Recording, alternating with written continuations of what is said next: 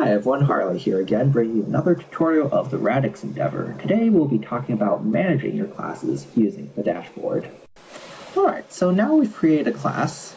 Now all we need to do is put some students into this class. So go to Add Students, and here you can put in all of your students' names. Now Radix is a bit finicky with exactly how you want to put your students' names in. You want to put exactly the first initial, the last name, the gender, M or F, and the age of the student. So here I'm putting three student names, D. Brian, S. Aran, and T. Versetti.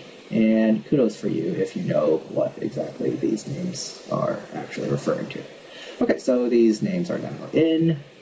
And let me just show you adding another student. Let me add, let's say there is another person whose first name starts with S and ends with Aran. Last name is Aran. Also a female of age 14. And when I add her, you'll see that they look exactly the same other than the username, so it's kind of hard to differentiate. So if that ever happens, maybe you want to put a 1 in the last name, help you have some idea of that these are two different people. Radix is pretty strict about that first initial only, so you're going to have to figure out something to do with the last name if you don't like the number method. So here I'm just going to go and delete this name, but at the same time you can also see that there is a place to reset the password in case your student forgets.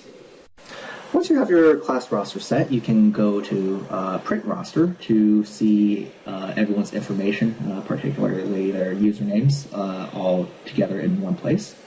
It's also useful as a first day tool. You can print out the roster, cut it into little strips, and then give each student his or her own strip, and it will say their username and password. Alright, you now know how to manage your classes. Hope you found this tutorial useful.